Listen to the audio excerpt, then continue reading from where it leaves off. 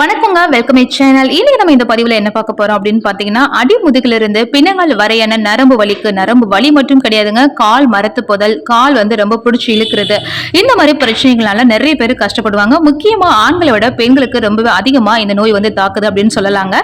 இந்த நோய்னா என்ன, ஆக்சுவலி வந்து எதனால இந்த பிரச்சனைகள் வருது, இதை கட்டுப்படுத்த நம்ம வீட்டிலே சின்ன சின்ன இயற்கையான முறைகளை நம்ம கண்டிப்பா கடைபிடிக்கலாங்க.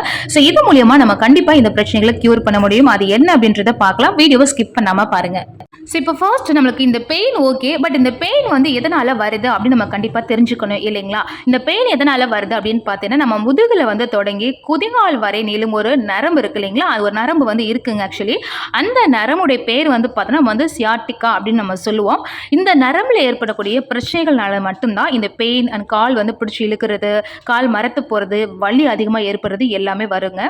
சரி ஓகே, இருந்தாலும் இந்த வலியை வந்து நம்ம குணப்படுத்துறதுக்கு என்ன பண்ணணும், அதுக்கான சிம்பிள் ரெமெடி தாங்க பார்க்க போகிறோம். அதுக்கு ஃபர்ஸ்ட் ட்ரீட்மெண்ட் என்ன அப்படின்னு பார்த்தீங்கன்னா இஞ்சி. ஓகேங்களா?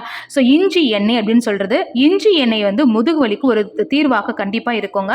இஞ்சியில் வந்து இருக்கும் ஜிங்கரால் வலி நிவாரணி மற்றும் அலர்ஜி எதிர்ப்பு பண்புகளை வெளிப்படுத்துகிறதுங்க. இது வந்து வலியை வந்து குறைக்கவும் ரொம்ப ரொம்ப உதவுது. ஸோ இந்த இஞ்சி எண்ணெயுடன் நம்ம என்ன பண்ணோம், சில துளி ஆலிவ் எண்ணெய் வந்து சேர்த்துக்கணுங்க. ஏன் ஆலிவ் எண்ணெய் சேர்க்கணும் அப்படின்னு பார்த்தீங்கன்னா, இஞ்சி வந்து நம்ம எண்ணெய் மட்டும் தேய்க்கும் பொழுது லைட்டாக எரிச்சல் கொடுக்குற மாதிரி இருக்கும். ஸோ அதை கொஞ்சம் க்யூர் பண்ணுறதுக்கு தான் நம்ம வந்து ஆலிவ் எண்ணெய் வந்து சேர்க்குறோங்க. ஸோ இது ரெண்டும் நல்லா மிக்ஸ் பண்ணிவிட்டு உங்களுக்கு எங்கே பெயின் அதிகமாக இருக்கோ அங்கே அப்ளை பண்ணிவிட்டு வாங்க. இது வந்து இரவு வந்து நீங்கள் தூங்குறதுக்கு முன்னாடி, மார்னிங் வந்து நீங்கள் குளிச்ச பிறகு கூட நீங்கள் தாராளமாக வந்து அப்ளை பண்ணிட்டு வரலாங்க. நீங்கள் வந்து ஆலிவ் எண்ணெய் சேர்க்கல அப்படின்னாலும் பரவாயில்ல, புதினா எண்ணெய் இருந்தால் கூட இதோட மிக்ஸ் பண்ணி நம்ம சேர்த்துக்கலாங்க. இது வந்து ரொம்ப கம்பல்சரி கிடையாது. பட் அந்த எரிச்சல் இஞ்சி எண்ணெய் அப்படின்னும் போது லைட்டாக வந்து ஒரு மாதிரி கதகதப்பாக இருக்க மாதிரி தெரியுங்க. அதை குறைக்க தான் நம்ம வந்து இந்த எக்ஸ்ட்ரா ஆயில் வந்து சேர்க்குறோம். இல்லை அப்படின்னா நீங்கள் ஸ்கிப் பண்ணிட்டு ஒன்லி இஞ்சி எண்ணெய் மட்டும் கூட சேர்த்து நீங்கள் அப்ளை பண்ணிட்டு வரலாம். இதனால கண்டிப்பாக வந்துட்டு இந்த பெயின் வந்து கியூர் ஆகுங்க. ட்ரை பண்ணி பாருங்க. ஸோ நெக்ஸ்ட் வந்து பார்த்தீங்கன்னா பூண்டு பாலுங்க. ஸோ இந்த பூண்டு பால் அப்படின்றது ஒரு சூப்பரான எதிர்ப்பு பண்புகள் உள்ள ஒரு பொருளுங்க.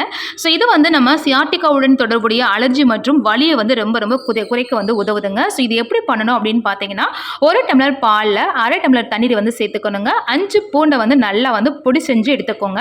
இதை நல்லா போட்டு நீங்கள் என்ன பண்ணணும், நல்லா பாயில் பண்ணுங்க. பாயில் பண்ணிவிட்டு நல்லா கொஞ்சம் ஆறின பிறகு இதுக்கு வந்து சுவைக்கு தேவையான அளவு நீங்கள் ஹனி வந்து சேர்த்துக்கலாங்க. சேர்த்துட்டு இதை வந்து நீங்கள் என்ன பண்ணணுமா, தினமும் வந்து சாப்பிட்டு வரணும். இந்த மாதிரி சாப்பிட்டு வந்தோம் அப்படின்னா நமக்கு வந்து நல்ல பலன் வந்து கிடைக்கும் அப்படின்னு சொல்லப்படுது. ஸோ கண்டிப்பாக ட்ரை பண்ணுங்க. அண்ட் அடுத்து வந்து பார்த்தீங்கன்னா ஐஸ் ஒத்தடம் அல்லது வெந்நீர் ஒத்தடங்க.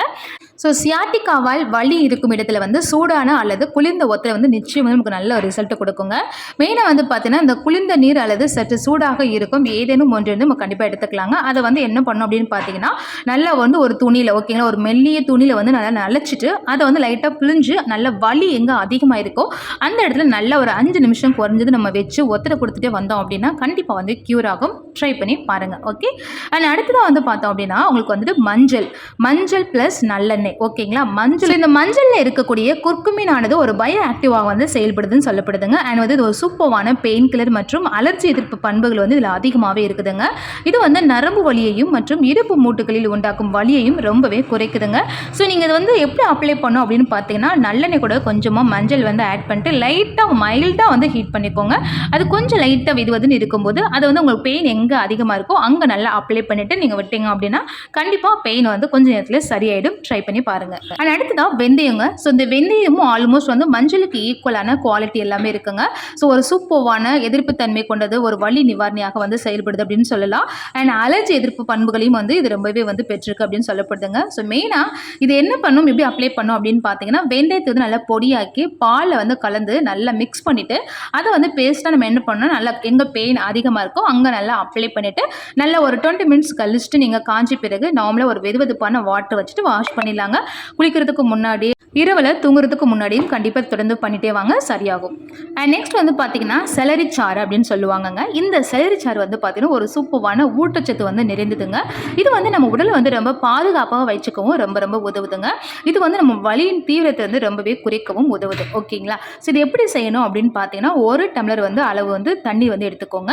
இது வந்து நல்ல அந்த செலரி இருக்கு இல்லைங்களா, அதை வந்து நல்லா சின்னதாக பொடியாக நறுக்கி 1 கப் அளவு வந்து எடுத்துக்கோங்க. கொஞ்சமாக தேன் இனிப்புக்கு ஏற்ப எடுத்துக்கோங்க. இது நல்லா எல்லாத்தையும் மிக்ஸ் பண்ணிட்டு நல்லா மிக்ஸி ஜாரில் போட்டு லைட்டாக கிரைண்ட் பண்ணி நல்லா நீங்கள் ஜூஸ் மாதிரி குடிக்கிற மாதிரி எடுத்துட்டு அதை வந்து நீங்கள் குடிச்சிட்டே வரலாங்க. ஸோ இந்த மாதிரி குடிச்சிட்டு வரது மூலியமாகவும் கண்டிப்பாக வந்து இந்த சியாட்டிக்கா பிரச்சனைகள் வந்து சரியாகும். ட்ரை பண்ணி பாருங்கள். அண்ட் ஃபைனலாக வந்து பார்த்தீங்கன்னா விட்டமின்கள். ஓகேங்களா? ஸோ மெயினாக எந்த ஒரு நோயாக இருந்தாலுமே சரிங்க, நம்ம எல்லா பேருக்குமே தெரியும் ஆரம்பத்திலே நம்ம கண்டிப்பாக சரி பண்ணும். அப்படி இல்லைன்னா நம்ம கண்டிப்பாக டாக்டரை பார்த்துட்டு அதுக்கேற்ற மாதிரி ட்ரீட்மெண்ட்கள் நம்ம பண்ணுற மாதிரி தான் இருக்கும். ஸோ மெயினாக வந்து பார்த்தீங்கன்னா அந்த சியாட்டிக்காவுக்கு விட்டமின் B12 மற்றும் விட்டமின் C வந்து சப்ளிமெண்ட்டுகள் கண்டிப்பாக வந்து வலியை குறைக்க ரொம்ப ரொம்ப உதவுங்க. அது மட்டும் இல்லாமல் வீக்கத்தையும் நல்லா குறைக்கவே செய்யும். ஸோ இப்போ நான் குறிப்பிட்ட விஷயங்கள் எல்லாமே கண்டிப்பாக வீட்டில் ட்ரை பண்ணி பாருங்கள். இல்லை உங்களுக்கு அதே மாரி சரியாகலை அப்படின்னா கண்டிப்பாக டாக்டரை வந்து கன்சல்ட் பண்ணிவிட்டு அதுக்கு ஏற்ற மாதிரி ட்ரீட்மெண்ட்ஸ் கண்டிப்பாக பண்ணிக்கோங்க. ஓகேங்களா? ஸோ ஃப்ரெண்ட்ஸ், வீடியோ பிடிச்சிருந்தா மறக்காமல் சப்ஸ்கிரைப் பண்ணுங்கள் நம்ம சேனலை அண்ட் ஃபாலோ பண்ணிக்கோங்க. தேங்க்